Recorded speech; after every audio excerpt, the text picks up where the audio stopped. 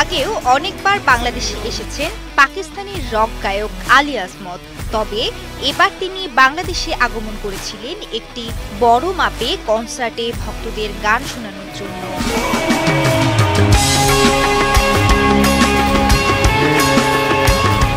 তবে শেষ মুহূর্তে প্রশাসনিক অনুমতির অভাবে অনুষ্ঠানটি স্থগিত করা হয়, এমনটাই জানান আয়োজকরা।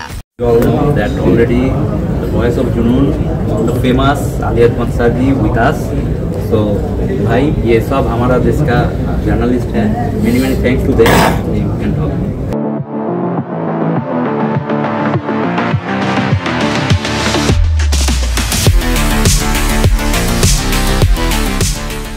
হঠাৎ এই ঘোষণা হতাশ করেছেন ভক্তদের, যারা বহুদিন পর আলী আজমতকে বাংলাদেশে লাইভ দেখার অপেক্ষায় ছিলেন।